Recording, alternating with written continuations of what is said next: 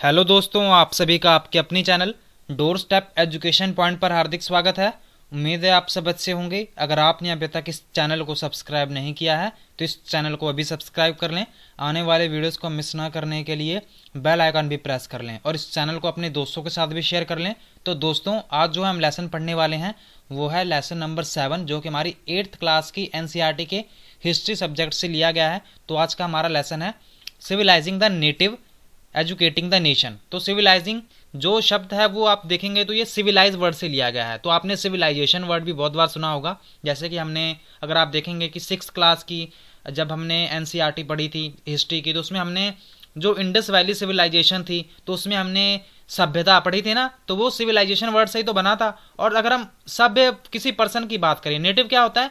Native जो वहाँ के स्थानीय लोग होंगे। तो इसका पूरे जो चैप्टर का मतलब क्या है कि सिविलाइजिंग द नेटिव की जो स्थानीय लोग होंगे उनको सभ्य बनाना और जो पूरा राष्ट्र होगा उसको शिक्षित करना। तो ये हमारा चैप्टर है। तो इसमें हम देखेंगे कि जो अंग्रेज हुआ करते थे उनकी बातों का क्या प्रभाव पड़ा करता था लोगों के, आप कह सकते हैं, जिंदगी पर। और भी बहुत सारी यहाँ पर बातें होंगी, उन सभी के बातों के बारे में हम डिस्कस करेंगे। तो दोस्तों, जो ये शब्द है सिविलाइजिंग, मतलब ये कि किसी भी पर्सन पर जब वो रूल एंड रेगुलेशन को फॉलो करता है तो उसको हम क्या कहते हैं? सिविलाइज पर्सन कहते हैं। जैसे कि जो अंग्रेज थे वो हमें असभ्य मानते थे। हमने अगर प्रीवियस चैप्टर में देखें तो वो क्या कहते थे? जेम्स मिल, हमने पढ़ा था ना कि जेम्स मिल्स ने द ब्रिटिश ऑफ इंडिया एक किताब लिखी थी 1817 में। तो उसने भी तो यही बताया था कि जो भारतीय लोग होते हैं वो असभ्य होते हैं, इनको कुछ करना धरना आता नहीं है। जो जंगलों में ये लोग रहते हैं और यहाँ पर जो कि जैसे कि जो जनजातियां हमें देखने को मिलती थी वो जंगलों में ही रहा करते थे, तो वो उनके बारे में बताते थे कि ये लोग, इनको कुछ करना आता नहीं है, हम यहाँ पर अंग्रेज आए हैं इनको शिक्षित बनाने के लिए। तो वो इस तरह की ये बातें यहाँ पर किया करते थे। तो इनके बारे में भी हम काफ़ी कुछ डिस्कस करेंगे। तो चलिए शुरू करते हैं हमारा चैप्टर। तो यहाँ पर सबसे पहले एक वर्ड है यहाँ पर आया हुआ है लिंग्विस्टिक। इसका मतलब हम जान लेते हैं। तो लिंग्विस्टिक वो पर्सन होता है जो एक से ज़्यादा भाषाएं जानता हो, उसको हम लिंग्विस्ट कहते हैं। बहुभाषी भी हिंदी में इसको कह सकते हैं। तो अगर आप देखेंगे तो जब अंग्रेज यहाँ पर आए थे, ठीक है, तो उनके कारण यहाँ पर बहुत सारे, आप कह सकते हैं, जो किसान हुआ करते थे या फिर जो भी ट्राइबल जो जनजातियां हुआ करती थी, जो भी नवाब हुआ करते थे, तो ऑलरेडी हम डिस्कस कर चुके हैं। जैसे कि हैदर अली था, टीपू सुल्तान था, और यहाँ पर मुर्शिद कुली खान हुआ, सिराजुद्दौला हुआ। तो जितने भी यहाँ पर लोग थे, इनकी जिंदगियों पर कैसे प्रभाव पड़ा, ठीक है, इनके आने से। इन्होंने कैसे दीवानी राइट्स ले लिए, ठीक है, भारतीय जमीन थी इसको छीन लिया, इस पर जो पॉलिटिकल अधिकार होता है, जो राजनीतिक अधिकार होता है, वो हासिल कर लिया। और धीरे धीरे कैसे भारतीय लोगों पर, जिंदगी पर, आप कह सकते हैं कि इन्होंने काबू कर लिया। और धीरे धीरे इन्होंने शिक्षा के माध्यम से भी कैसे ये प्रभावित किया, ये इस चैप्टर में हम पढ़ेंगे। जैसे कि जो भी स्टूडेंट थे होते हैं किसी भी कंट्री के, ठीक है, तो उसके स्टूडेंट बहुत ही मैटर करते हैं कि अगर आप उनको कुछ सिखा रहे हैं तो वही तो फ्यूचर में उस कंट्री का, आप कह सकते हैं कि, पालन पोषण टाइप करेंगे, ठीक है ना। तो ये सभी भी बातें रही। तो इनके हिसाब से, ठीक है, जो यहाँ पर कुछ अंग्रेज थे वो तो कहते थे कि जो भारत में जो किताबें पहले से पाई जाती हैं वो तो अच्छी हैं, ठीक है। और जो कुछ अंग्रेज थे उन्होंने अपोज किया कि नहीं नहीं, हमें ना कुछ इनको अलग से शिक्षा देनी चाहिए, ठीक है। तो यहाँ पर आपको डिफरेंट डिफरेंट विचार भी देखने को मिलते हैं। तो अगर हम बात करें अंग्रेजों की, तो वो जो अंग्रेज थे, जो ब्रिटिशर्स थे, वो इंग्लिश जो एजुकेशन थी, जो शिक्षा थी, उसको कैसे देखा करते थे?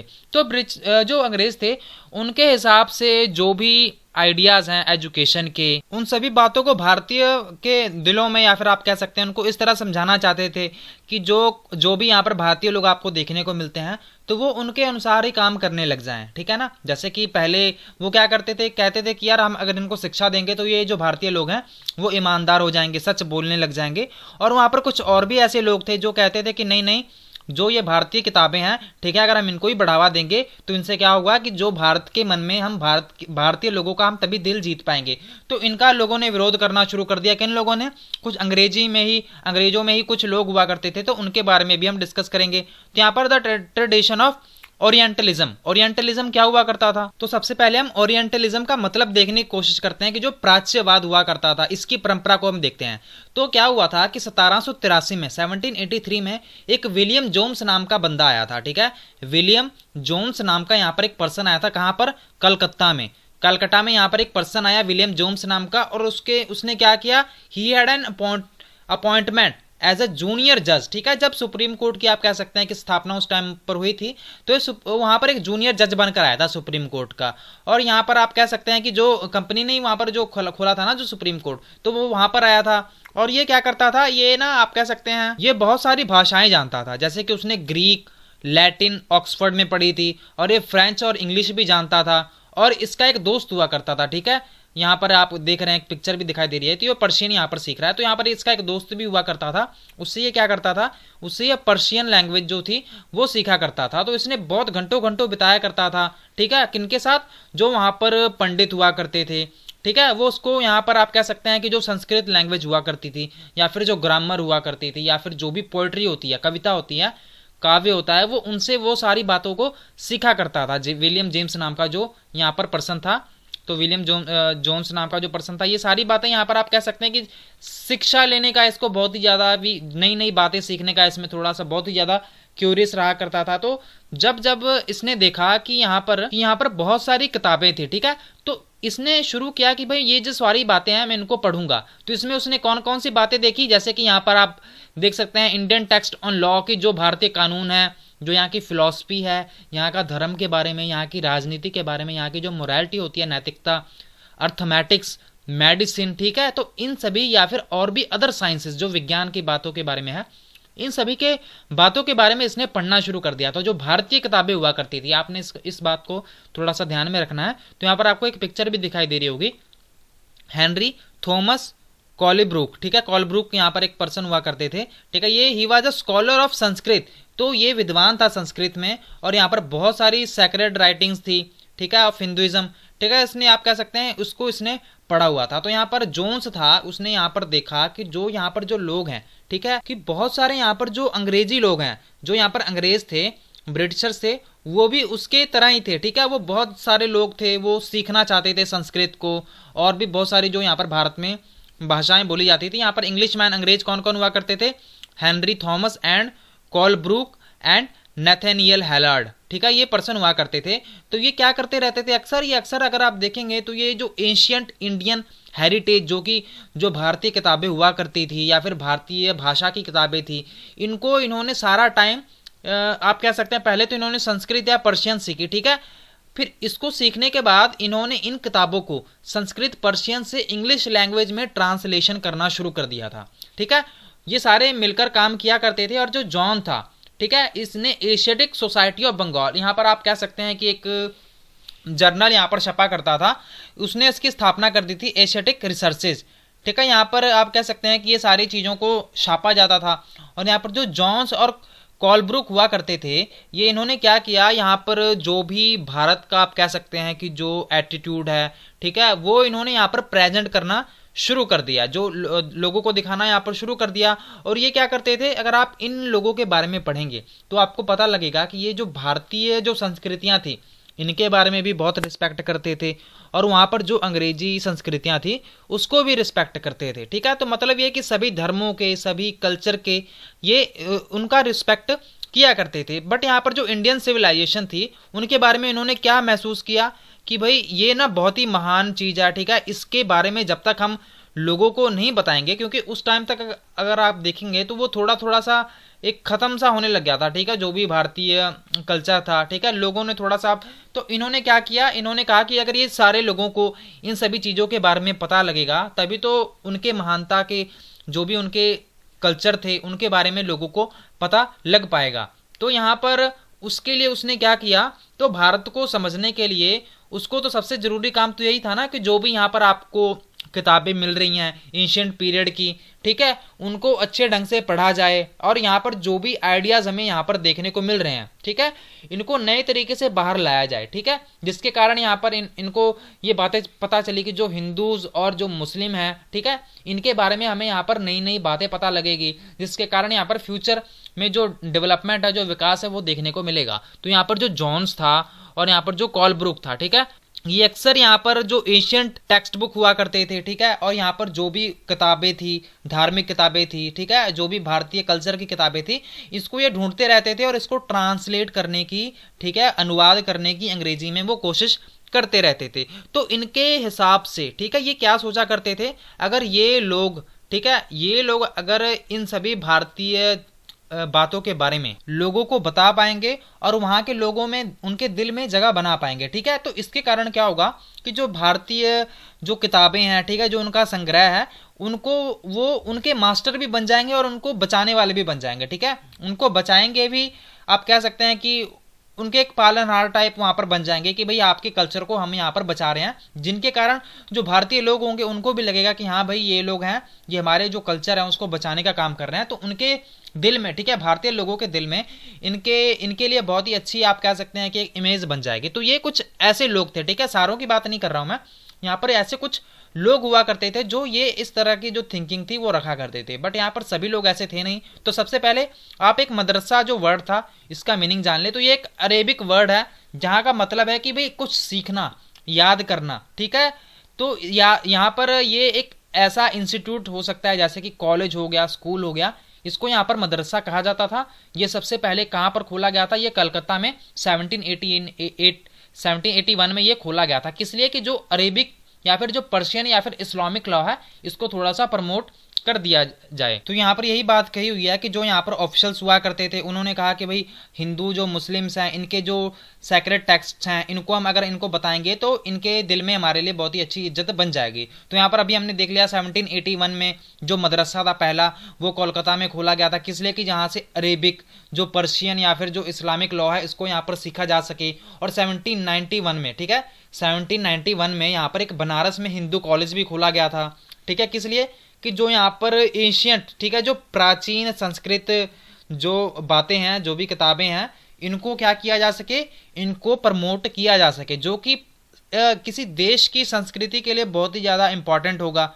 तो यहाँ पर आपको एक पिक्चर भी दिखाई दे रही होगी, मॉन्यूमेंट ऑफ वॉरेन हेस्टिंग, ठीक है, ये वॉरेन हेस्टिंग की यहाँ पर एक कह सकते हैं प्रतिमा दिखाई हुई है, रिचार्ड वेस्टमॉकॉट 1830 में। ये अभी विक्टोरिया मेमोरियल इन कोलकाता में अभी भी आपको ये देखने को मिलता है। तो यहाँ पर अब हम देख लेते हैं कि ये जो ओरिएंटलिस्ट हुआ करते थे ये कौन हुआ करते थे। वैसे तो हमने देख ही लिया है, तो ये वो लोग हुआ करते थे, वो विद्वान थे जिनको बहुत ज़्यादा ज्ञान था किन चीज़ों के बारे में, जो कि एशिया का जो कल्चर है उसकी भाषा के बारे में उनको ज्ञान हो। तो यहाँ पर एक और वर्ड है मुंशी। मुंशी कौन हुआ करता था, जो लिख पढ़ सकता हो, कौन सी भाषा, पर्शियन लैंग्वेज को लिख पढ़ सकता हो, उसे हम मुंशी कहा करते थे।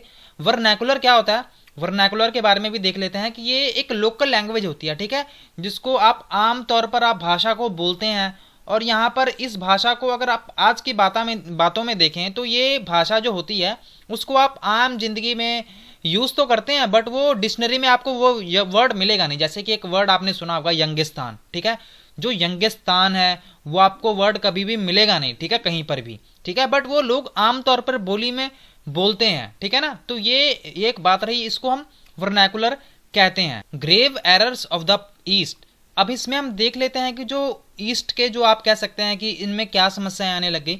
तो 19वीं शताब्दी के शुरुआती में ही, ठीक है, बहुत सारे अंग्रेज अधिकारी थे, उन्होंने क्या करना शुरू कर दिया, जो भी यहाँ पर आपको ओरिएंटलिस्ट देखने को मिलते थे, ठीक है, सभी बात, क्योंकि ओरिएंटलिस्ट क्या करते थे, वो सपोर्ट कर रहे थे जो भी भारतीय संस्कृति थी उसको, ये भी हालांकि ये भी अंग्रेजी थे, ठीक है, बट ये सपोर्ट कर रहे थे। बट यहाँ पर जो दूसरे लोग थे वो क्या कर रहे थे, इनकी आलोचना करना इन्होंने शुरू कर दिया था। उन्होंने कहा कि भाई जो यहाँ पर भारतीय जो नॉलेज है, जो आपको भारतीय जानकारी मिलती है, जो भारतीय सेक्रेट टेक्स्ट आपको देखने को मिलता है, जो भारत के ज्ञान भंडार में जो भी यहाँ पर आपको बातें मिलती हैं, वो कह सकते हैं कि उसमें बहुत ज़्यादा मिस्टेक्स हैं, ठीक है, उसमें फॉल्ट है, उसमें बहुत ज़्यादा गलतियां हैं, उसमें कोई साइंटिफिक कह सकते हैं कि वैज्ञानिक कोई तथ्य नहीं है, वैज्ञानिक कोई सोच नहीं है, ठीक है। तो यहाँ पर जो ईस्टर्न लिटरेचर है, यहाँ पर जो साहित्य है भारत का, वो क्या है, नॉन सीरियस है। और यहाँ पर कुछ इसमें कोई खास बात बताई नहीं हुई, पर यहाँ पर जो ब्रिटिशर्स थे उन्होंने कहा कि भाई अगर आपको कुछ सीखना है तो ये अरेबिक संस्कृत लैंग्वेज को छोड़ो, ठीक है, यहाँ पर ऐसे कुछ होने वाला है नहीं। और यहाँ पर आपको एक जेम्स मिल, ठीक है, जेम्स मिल्स के बारे में हम पहले भी बार डिस्कस कर चुके हैं, जो कि भारतीय लोगों को असभ्य बताता था और ये भी कहता था कि भाई यहाँ पर जो अंग्रेज हैं वही भारतीय लोगों को क्या कर सकते हैं, वो सभ्य बना सकते हैं। तो ये क्या कहता था कि ये जो यहाँ पर जो लोग हैं, तो जेम्स मिल ने ओरिएंटलिस्ट जो हुआ करते थे उसके भी इसने क्रिटिसिज्म की, आलोचना आलोचना की। इसने क्या कहा कि यार जो वहाँ के जो लोग चाहते हैं वो हमें नहीं पढ़ाना चाहिए, ठीक है। तो इसने क्या कहा कि जो वहाँ के जो लोग चाहते हैं कि हमें क्या पढ़ना चाहिए, हमें अगर उनके हिसाब से देखेंगे तो हम उन्हें कुछ सिखा नहीं पाएंगे। हमें उनको सिखाना चाहिए कि भाई ये आपके लिए यूजफुल है, ये प्रैक्टिकल है।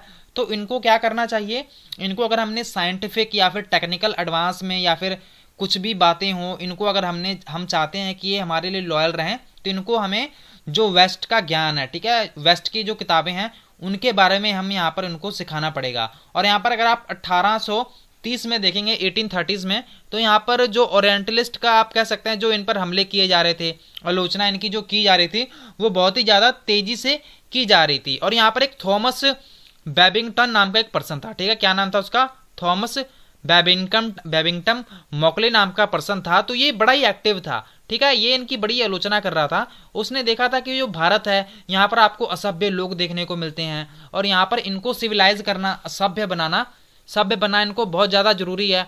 और यहाँ पर अगर आप ईस्टर्न नॉलेज की बात करें, मतलब कि जो पूर्व में, ठीक है, भारतीय जो यहाँ पर संस्कृति है, यहाँ पर जो भी किताबें हैं, यहाँ पर कुछ खास बात यहाँ पर लिखी हुई नहीं है, ना यहाँ पर कोई साइंटिफिक बात है।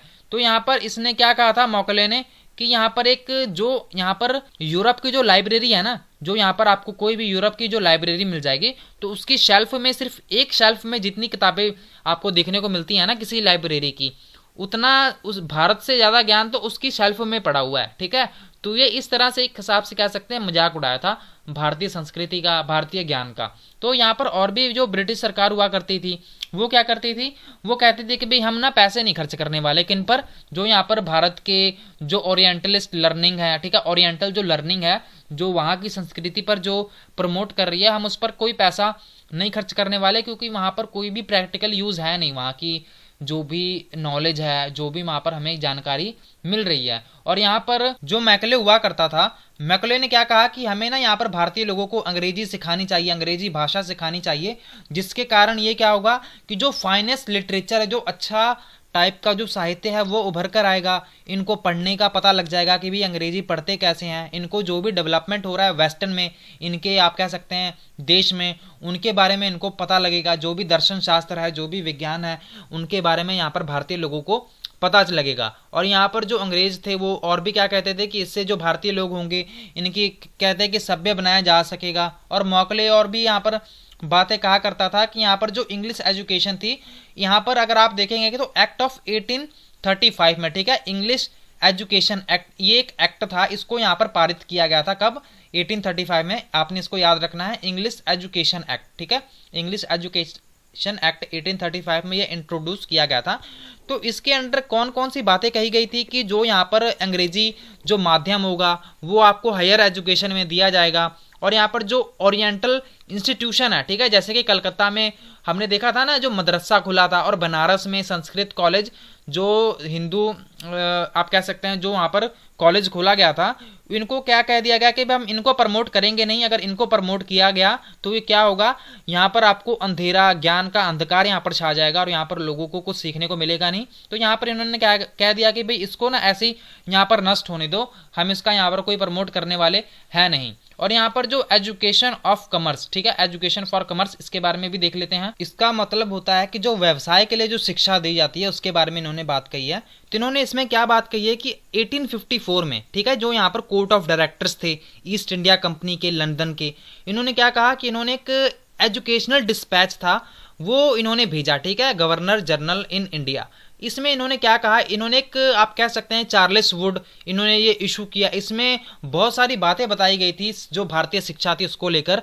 तो यहाँ पर जो प्रेसिडेंट था board of control of the company, जो यहाँ पर प्रेसिडेंट था किसका, board of control of the company, तो इसने यहाँ पर कहा, इसको वुड डिस्पैच कहा गया। तो इस डिस्पैच के अंदर कौन सी जो मेन बातें थी वो कही गई। तो इन्होंने कहा कि अगर ये डिस्पैच अगर भारत में आएगा तो यहाँ पर जो भारतीय लोग होंगे वो थोड़े से जागरूक होंगे, उनको व्यापार करने का पता लगेगा, वो हमारे लॉयल हो जाएंगे और हमें बहुत ज़्यादा फायदा होगा, ठीक है। और यहाँ पर जो संसाधन है उनकी इम्पोर्टेंस के बारे में यहाँ के जो भारतीय लोग होंगे उनके बारे में पता लगेगा, उनको जो यूरोपियन का जो लाइफस्टाइल है, जो यहाँ पर लोग कैसे ज़िंदगी जीते हैं, उनका टेस्ट कैसा है, उनकी इच्छाएं क्या है, उनकी मांग क्या है, ठीक है, वो सारी बातें होंगी जो भारतीय लोग होंगे उनको यहाँ पर पता लगेगा, और यहाँ पर जो भारतीय लोग होंगे वो क्या करना शुरू कर देंगे, जो यहाँ पर जो अंग्रेज जो सामान लाते हैं उसको खरीदेंगे, उसको अप्रिशिएट करेंगे कि हाँ भी ये सामान बहुत अच्छा है।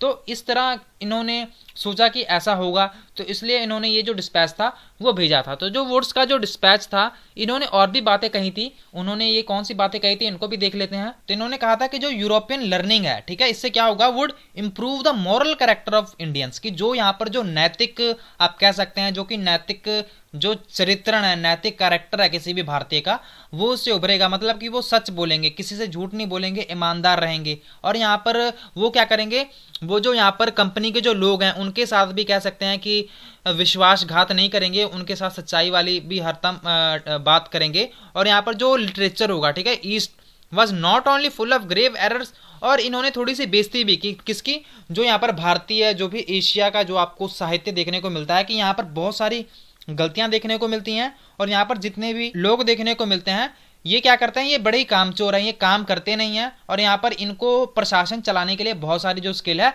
वो यहाँ पर हमें प्रोवाइड करवानी पड़ेगी। और ये सब किसके द्वारा संभव हो पाएगा, अगर हम इनको सभ्य बनाएंगे, हम अगर इनको जो वेस्टर्न शिक्षा है, ठीक है, इंग्लिश एजुकेशन है, अगर हम उनको वो देंगे तभी ये सारी बातें पॉसिबल हो पाएंगी। तो 1854 के बाद यहाँ पर और भी बहुत सारे आप कह सकते हैं कि सुधार किए गए, जो यहाँ पर इनकी तरफ से जो एजुकेशन डिपार्टमेंट थे सरकार के, यहाँ पर इन्होंने कंट्रोल करने की कोशिश की। जो भी यहाँ पर आपको शिक्षा के इंस्टीट्यूशन देखने को मिलते हैं, बहुत सारे कदम उठाए गए कि यहाँ पर जो यूनिवर्सिटीज़ हैं इनको स्थापित किया जाए। और आपको पता ही है कि 1857 में जब सिपाहियों का जब इन्होंने विद्रोह किया था, कहाँ पर, मेरठ और दिल्ली में, आपको पता ही है, कल हमने ऑलरेडी डिस्कस किया हुआ है।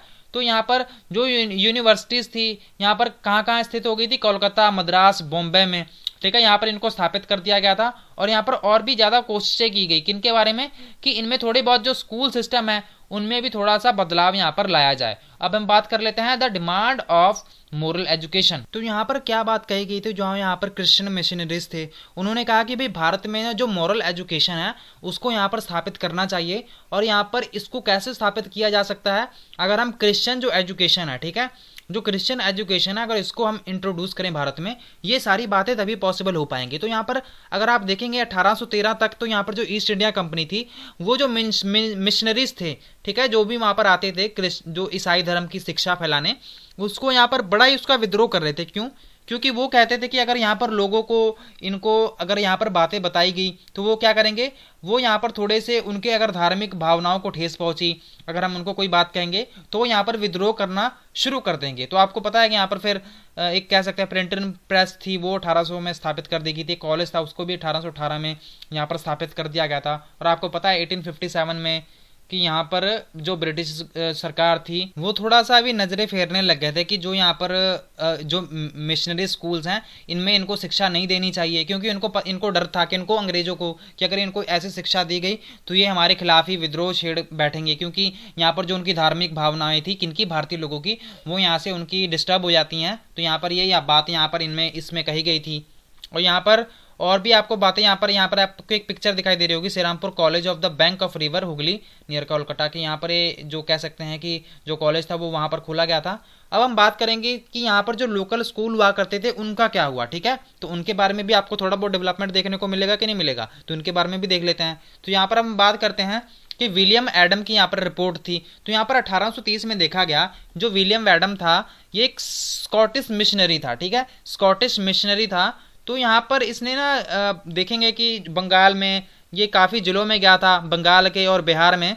तो यहाँ पर इससे पूछा गया कंपनी के द्वारा कि भाई आप ना रिपोर्ट तैयार करो कि जो भी यहाँ पर आपको एजुकेशन इन वर्नाकुलर स्कूल में आपको जो भी प्रोग्रेस देखने को मिल रही है इनके बारे में आपने रिपोर्ट यहाँ पर तैयार करनी है। आपको फिगर 8 में एक पिक्चर भी दिखाई दे रही होगी। तो यहाँ पर एक गुरुजी हैं और यहाँ पर बच्चों को पढ़ाया जा रहा है। तो ठीक है, यहाँ पर एक डच पेंटर के द्वारा ये जो पेंटिंग है वो बनाई गई है। तो यहाँ पर ये बातें उस टाइम की ये दिखाने की कोशिश की गई है। तो यहाँ पर एडम ने यहाँ पर देखा कि लगभग यहाँ पर 1 लाख छोटे छोटे स्कूल हैं, ठीक है, पाठशाला, आपको पता है ना पाठशाला, यहाँ पर 1 लाख पाठशाला है बंगाल और बिहार में। और ये इतने छोटे हैं कि आप कह सकते हैं कि हर स्कूल में 20 से ज़्यादा बच्चे नहीं हैं, ठीक है, लगभग 20 बच्चे हैं। और यहाँ पर लगभग 20 लाख बच्चे हैं वो पढ़ते हैं, ठीक है ना। तो 20 लाख बच्चे यहाँ पर पढ़ते हैं। और यहाँ पर जो इंस्टीट्यूशन है, ठीक है, जो ये संस्थान है, तो ये आप देखेंगे कि इनको आप मेनली अमीरों के द्वारा या फिर जो वहाँ की जो लोकल कम्युनिटी है, ठीक है, उनके द्वारा इनको चलाया जा रहा था। और आप देखेंगे कि वहाँ पर एक अध्यापक टाइप हुआ करते थे, गुरु हुआ करते थे। तो ये जो सिस्टम हुआ करता था वो बड़ा ही लचकीला टाइप हुआ करता था, ठीक है ना। तो ये भी क्वेश्चन वैसे एक बार पूछा हुआ है, उसके बारे में भी हम देख लेते हैं।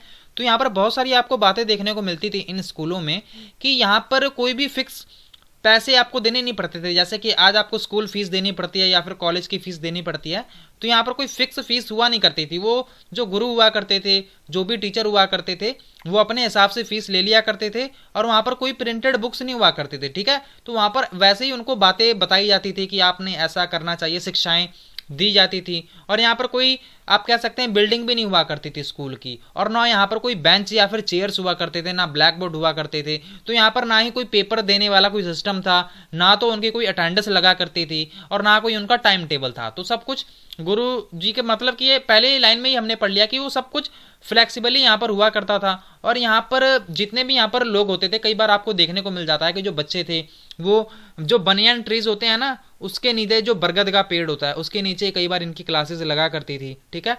तो यहाँ पर कई बार ये मंदिर में या फिर कई बार गांव के किनारे में, ठीक है। तो जो फीस लिया करते थे वो अब जो भी यहाँ के उनके माता पिता होते थे उनकी इनकम कितनी है वो उस पर डिपेंड किया करता था, ठीक है। तो अगर कोई अमीर पर्सन है तो उसको ज़्यादा फीस देनी पड़ेगी, अगर कोई गरीब पर्सन है तो उसको कम फीस देनी पड़ेगी।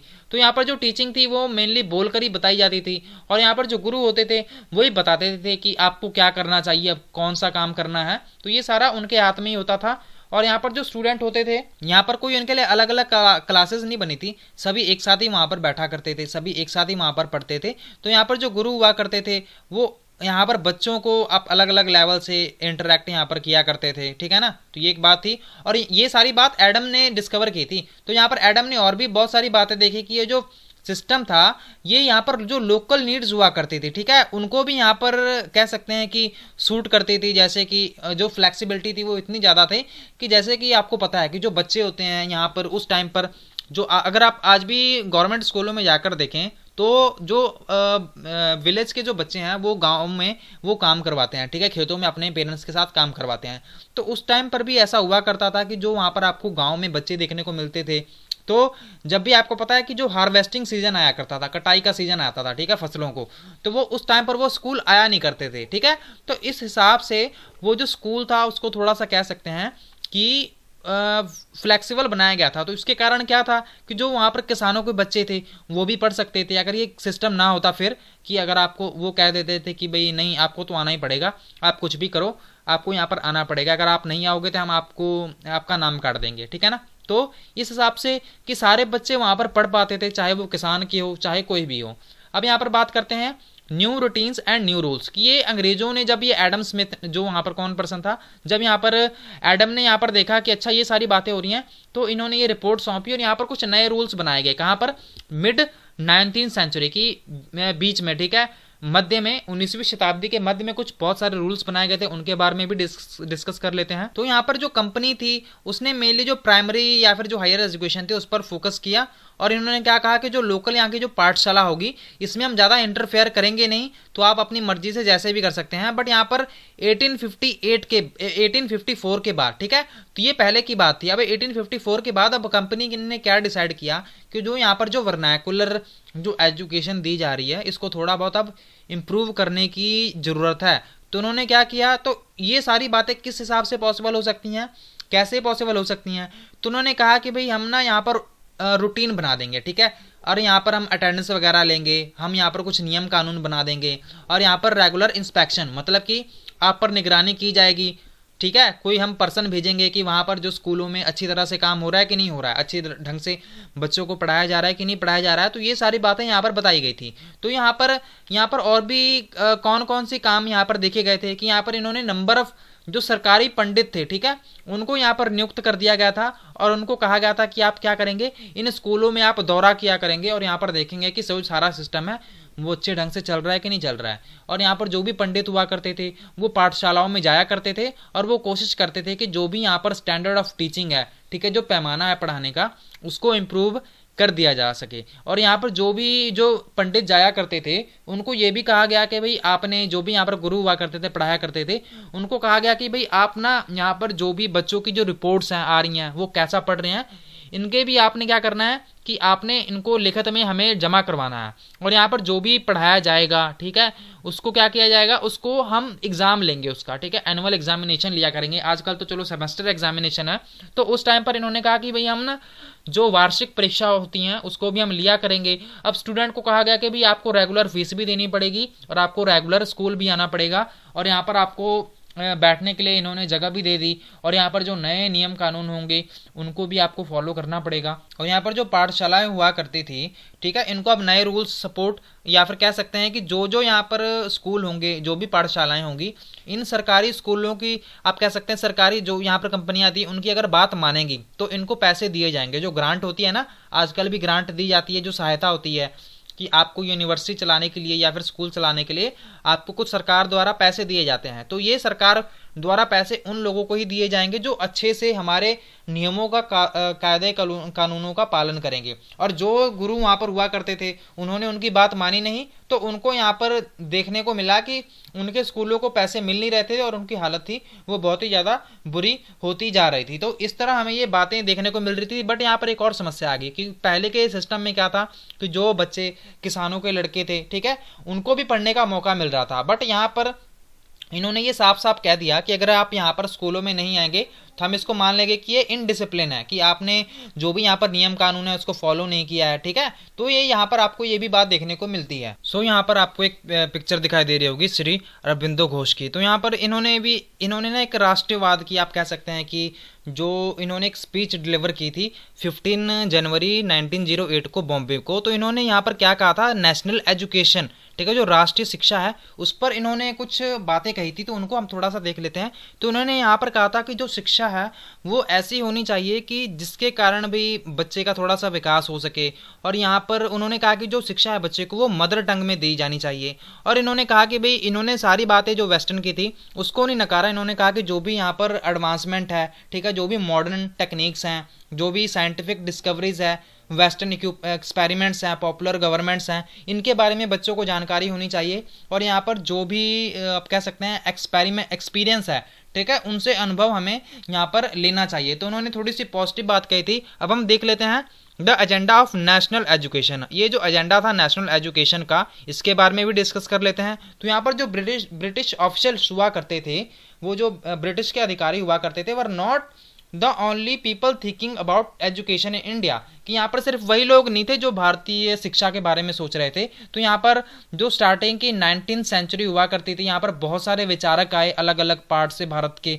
उन्होंने बात की कि यहाँ पर जो एजुकेशन है उसको कैसे डेवलप किया जा सकता है, कैसे जो यहाँ पर बात है, ठीक है, many thinkers from different parts of India, के जो भारत में रह रहे काफ़ी जगह जगह से जो लोग थे, उन्होंने कहा कि भाई क्यों ज़रूरत है जो एजुकेशन है भारत में। इन्होंने यहाँ पर भी बहुत सारी बातें कही। और इन्होंने क्या कहा कि जो डेवलपमेंट है यूरोप में या फिर, ठीक है, तो यहाँ पर जो कुछ लोग थे उन्होंने कहा कि जो यहाँ पर भारतीय लोग ही थे कि जो वेस्टर्न एजुकेशन है, ठीक है, वेस्टर्न जो पश्चिमी शिक्षा है, इसके कारण हमारी शिक्षा में क्या होगा, थोड़ा सा मॉडर्नाइज, आधुनिकरण हमारे भारत में देखने को मिलेगा, ठीक है ना। तो यहाँ पर इन्होंने और भी क्या बातें कही थी कि जो और भी यहाँ पर दे अर्ज द ब्रिटिश, की यहाँ पर जो भी कंपनियां थी, अंग्रेज थे, ठीक है, अंग्रेज सरकार थी, उनको कहा कि भाई आप यहाँ पर और ज़्यादा स्कूल खोलें, कॉलेज खोलें, यूनिवर्सिटीज़ खोलें, ताकि हमारे भारतीय लोगों में थोड़ी सी और आप कह सकते हैं कि इनकरेजमेंट यहाँ पर मिल सके उन लोगों को। और यहाँ पर इन्होंने बहुत सारे एफर्ट्स किए जिनके बारे में हम चैप्टर नंबर 9 में पढ़ेंगे, ठीक है। तो यहाँ पर आप देखेंगे कि जो कैसे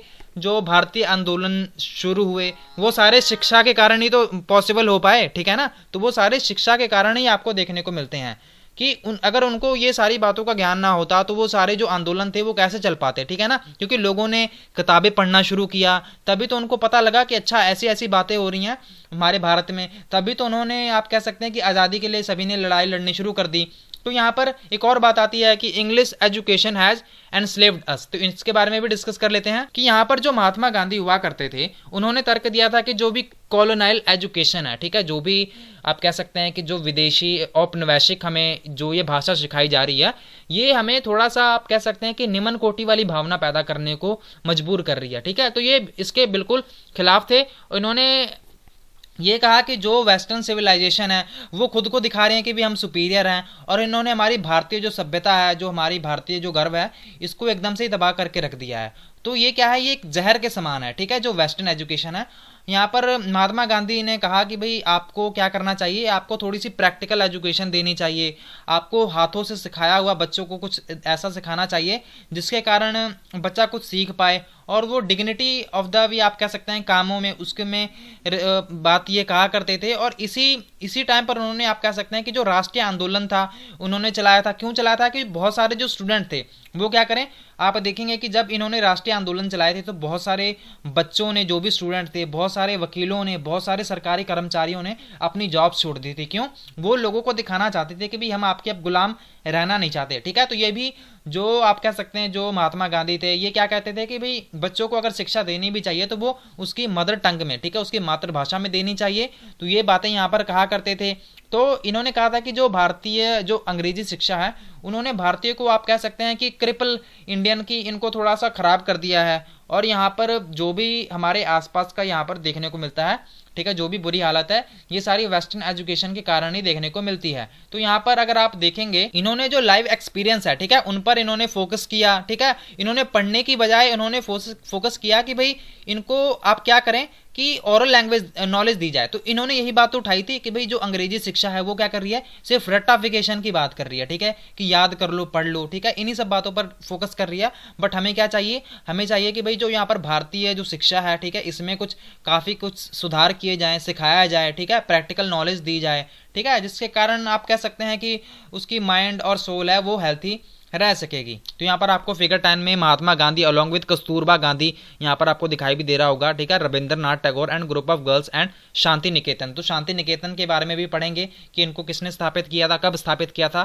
तो ये 1940 की पिक्स है। तो यहाँ पर इन्होंने महात्मा गांधी जी ने कहा था कि literacy is itself not an education, की जो ये साक्षरता है इसको हम आप कह सकते हैं कि शिक्षा नहीं कह सकते, क्योंकि ये तो सिर्फ रट्टाफिकेशन वाली बात करती है। तो इन्होंने कहा था कि भी हैंडीक्राफ्ट होना चाहिए, हाथ से बनी हुई चीजें जैसे कि जो हमें सीखनी चाहिए, एक्सपीरियंस से हमें ली हुई नॉलेज चाहिए। तो यहाँ पर आपको एक फिगर 11 दिखाई दे रही है। तो ये क्या है कि एक क्लास लगी हुई है, progress in Shanti Niketan in the 1930। तो ये शांति निकेतन की एक पिक्चर ली गई है। तो शांति निकेतन के बारे में भी पढ़ेंगे। तो शांति निकेतन एक ऐसी जगह थी, बहुत ही शांत टाइप जगह थी। तो रविंद्रनाथ टैगोर थे, ठीक है, ये 1901 में इन्होंने ये आप कह सकते हैं जो इंस्टीट्यूशन था, जो संस्थान था, वो इनके द्वारा चलाया गया था। अगर हम बात करें रविंद्रनाथ टैगोर की, तो इनको खुद भी स्कूल जाना अच्छा नहीं लगता था। ये कहते थे कि यार वहाँ का जो माहौल है वो मुझे अच्छा नहीं लगता है, ठीक है, यहाँ पर बस वही पढ़ो लिखो। तो यहाँ पर इन्होंने क्या कहा कि इन्होंने कहा कि भाई कोई बच्चों की तो सुनता नहीं है, ठीक है। तो यहाँ पर इन्होंने एक ऐसा फिर तरीका ढूंढा कि यहाँ पर बच्चों को कुछ सिखाया जा सके, जो बच्चे के जो आइडियाज़ होंगे, ठीक है, उनकी वैल्यू की जा सके। तो यहाँ पर इन्होंने और भी बहुत सारी बातें कही थी कि जहाँ पर बच्चा होगा वो यहाँ पर खुश रह सके, फ्रीली कुछ भी करे, और यहाँ पर जो क्रिएटिव काम है, ठीक है, वो अपने हिसाब से जो भी है उसके जो थॉट्स हैं और उसके जो डिज़ायर्स हैं उनको क्या करे, वो एक्सप्लोर करे, ठीक है, सेल्फ लर्निंग वाली जो प्रोसेस है खुद से वो करे और वो सीखे। उसको जो रिजिड डिसिप्लिन है, ठीक है, जो भी थोपा जा रहा है उस पर डिसिप्लिन, वो उससे थोड़ा सा दूर रहे। और ठीक है, तो वो मतलब ये कि उसको एक चाइल्ड सेंटर्ड अप्रोच, ऑब्वियस सी बात है, अगर आप बीएड कर रहे हैं तो आपको ये समझ आ ही गया होगा और आपने ये फिलॉसफी पढ़ी भी होगी। तो ये इन्हीं बातों पर यहाँ पर फोकस किया गया था कि टीचर को इमेजिनेटिव होना चाहिए, अंडरस्टैंडिंग होना चाहिए, ठीक है, बच्चों की जो प्रॉब्लम्स है उनको समझ पाए, जो बच्चे की क्यूरियोसिटी है उसको डेवलप कर पाए, जो भी बच्चों में आप कह सकते हैं कि जो उनकी स्किल्स हैं उनको पॉलिश करे, ठीक है। तो ये सारी बातें थी वो किनके द्वारा कही गई थी, ये रविंद्रनाथ टैगोर के द्वारा कही गई थी। इन्होंने और भी यहाँ पर बातें कही थी कि ये जो इन्होंने शांति निकेतन जो आप कह सकते हैं जो स्थापित किया था, इसकी एस्टेब्लिशमेंट की थी वो कोलकाता से 100 किलोमीटर की दूर की एक जगह थी, ठीक है ना। तो ये 1901 में ये इसको स्थापित किया गया था। और यहाँ पर अगर आप बात करेंगे महात्मा गांधी की और यहाँ पर इनकी टैगोर की, तो इन दोनों में सिर्फ आपको बहुत सारे विचार हैं वो आपको समान रूप से समान देखने को मिलते हैं। बट अगर बात करें गांधी और इनकी, ठीक है। तो ये टैगोर थे, वो थोड़ा सा वेस्टर्न आप कह सकते हैं सिविलाइजेशन को सपोर्ट करते थे कि इस लिहाज से कि जो भी यहाँ पर मशीन्स है, टेक्नोलॉजी हैं, वो आएंगी भारत में, तो इसके कारण जो यहाँ पर लोग होंगे, ठीक है, तो इस सभी चीज़ों को मिक्स कर देना चाहिए, ठीक है, जिसके कारण लोगों को थोड़ा सा और आधुनिक टाइप की जो एजुकेशन है वो मिल पाए, जो कि शांति निकेतन में आपको ऑलरेडी देखने को मिल ही रहा है कि यहाँ पर आर्ट की, जो भी यहाँ पर म्यूजिक है, डांस की, सबकी अप्रिसिएशन यहाँ पर की जाती थी। और यहाँ पर बहुत सारे इंडिविजुअल्स आए, थिंकर्स आए, ठीक है, तो इन्होंने अलग अलग यहाँ पर बातें बताई, जो भी यहाँ पर भारतीय जो आप कह सकते हैं शिक्षा, राष्ट्रीय शिक्षा कैसी होनी चाहिए। तो यहाँ पर अगर आप देखेंगे education as a civilising mission, कि एजुकेशन कैसे एक सभ्य मिशन बना, तो अगर आप बात करेंगे 1870 से पहले की एजुकेशन एक्ट, ठीक है, until the introduction of education act in 1870, कि जब ये एक्ट लागू नहीं हुआ था, तो उससे पहले अगर आप देखेंगे तो क्या होता था कि जो भी बच्चे हुआ करते थे और यहाँ पर बहुत सारी जो आबादी हुआ करती थी वो एक पढ़ी लिखी नहीं थी, ठीक है, 19वीं शताब्दी के पहले की बात हो रही है, आपको पता ही है। तो यहाँ पर जो बच्चे थे, ठीक है, वहाँ पर उनसे काम करवाया जाता था, बच्चे बहुत ही ज़्यादा गरीब हुआ करते थे, उनको स्कूल नहीं भेजा जाता था, ठीक है, तो यहाँ पर जो उनकी कह सकते हैं कि उनको एक अर्निंग का साधन देखा जाता था, ठीक है, कि परिवार में अगर बच्चे कमाएंगे तो उनका भी परिवार का पेट पलेगा। तो ये सारी बातें यहाँ पर देखने को मिलती हैं। और यहाँ पर बहुत सारे जो स्कूल थे वो भी बहुत ही थोड़े हुआ करते थे, ठीक है, और उसमें भी सिर्फ अमीर लोग ही जाया करते थे। फिर यहाँ पर आपको धीरे धीरे डेवलपमेंट देखने को मिला कि किस तरह यहाँ पर आप कह सकते हैं स्कूलों का निर्माण हुआ, ठीक है। तो ये सारी बातें थी। हमारा ये चैप्टर इतना ही था। आपको ये चैप्टर कैसा लगा आप हमें कमेंट करके ज़रूर बताएं। अगर आपको ये सेशन पसंद आया हो तो इसे लाइक कर लें, इस वीडियो को अपने दोस्तों के साथ शेयर कर लें। अगर आपने हमारे चैनल को सब्सक्राइब नहीं किया है तो हमारे चैनल को सब्सक्राइब कर लें। Thank you so much for watching. God bless you all.